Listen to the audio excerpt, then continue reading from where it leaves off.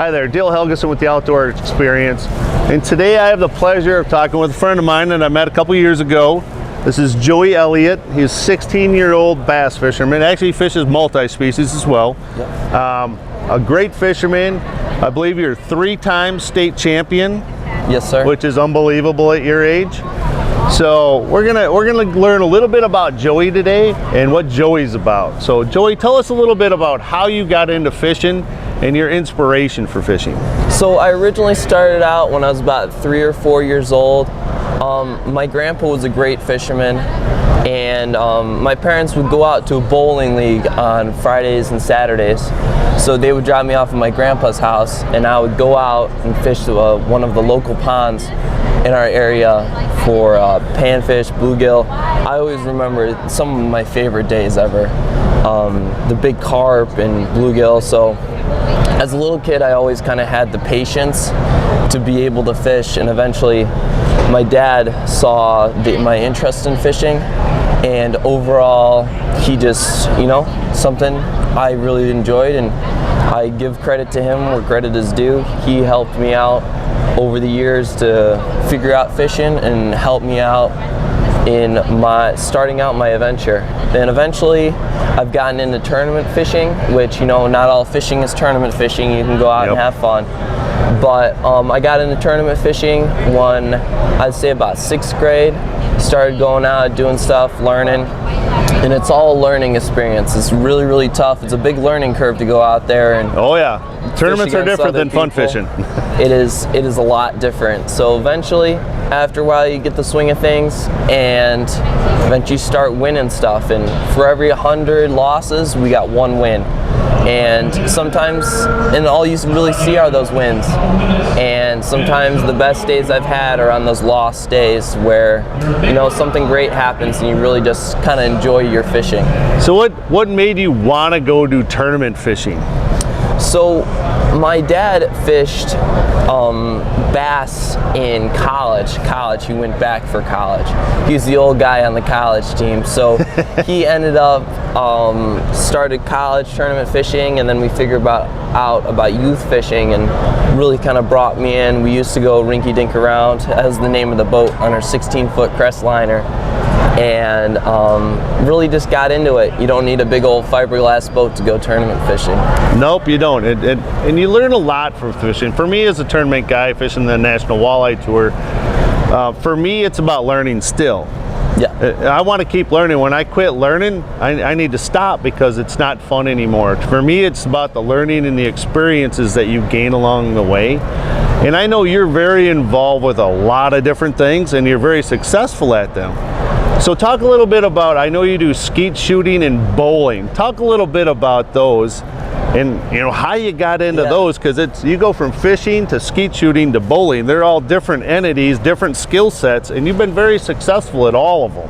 So talk a little bit about that. So kind of as an outdoorsman, most people, if they fish, they hunt, and I've always been around firearms and stuff. So my high school has a trap shooting league, and my dad got me introduced to it in the 5th grade, and I earned my varsity letter as a 6th grader in trap shooting. Which is awesome. I shot up to the varsity standards and shot in 5th grade, and eventually, just like anything else, over the years, you'll eventually get better, and now I'm to where I am now, where I can, constantly 21 out of 25, 22 out of 25, but I'm still, as a 16-year-old, I think that's pretty good. And I don't say I'm the perfect trap shooter ever, but I say I'm But it's still pretty impressive. You're 16 years old. Yeah. There's a lot of 40-year-olds that can't do that. Yep. So you should be very proud of that. So talk a little bit about your bowling. I know we've talked about it off camera, and it's interesting. I bowled, and I can't beat him. So I really got into bowling as kind of another sport, kind of a winter sport. When you can't get out. I like ice fishing, but when you can't get out on the boat, it's a good winter sport to keep your upper body in shape, your casting arm in shape. And another thing, my dad bowled. I decided to try it out, and eventually, I wasn't a great bowler. I was never a great bowler. Eventually, I asked the best kid on my team, and I said, hey, can you show me how to bowl his way? And eventually he showed me how to do it, and it was definitely one of the best things I've done. So it doesn't really hurt to ask somebody else for help on anything you really do. So I know you have a little business going right now called Tackle Box Joey. Yeah, that's my trademark. Talk a little bit about Tackle Box Joey, because a lot of 16-year-olds aren't starting their own businesses, right? Yeah. So talk a little bit about how you started this business and how is it going? So really, Tackle Box Joey is my nickname, kind of my trademark name. It all started out as when I was a little kid, I would fish all these multi-species tournaments, and it seems as a little kid, you can't get money, they can't give out money, so they give you usually a tackle box.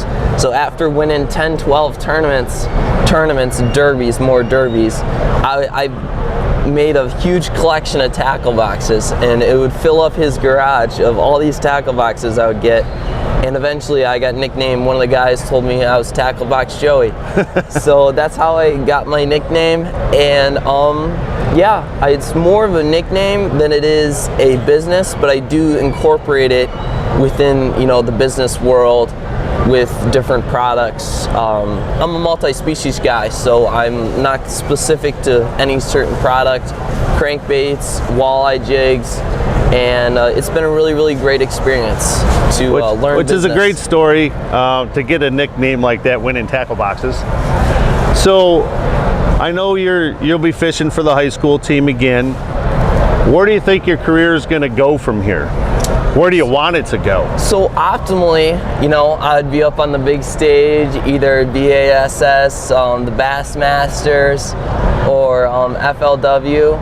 But really, my next step is college. I got a lot of colleges looking at me, so hopefully I get into one of those colleges. And after college, I'll probably hopefully make it to the tour, man. I will just keep it going. So that's awesome. What colleges are you looking at right now? I like Michigan State personally. Michigan, Western's got a pretty good team. So a lot of these local Michigan guys, but optimally I would like to go to way down in Tennessee, Bethel University. They got a good school. Yep. So Joey, I want to thank you for taking the time with me today and letting us learn a little bit about Joey Elliott. And we wish you the best of success this year and in future years. And stay tuned for more. Thank you. Come on down with me, get your fishing line.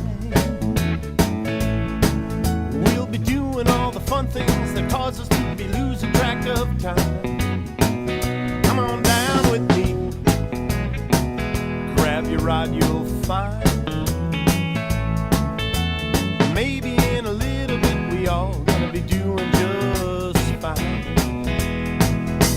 Hey, what you doing? Got a head for the dough. Well, we don't have to slave for Uncle Sam no more.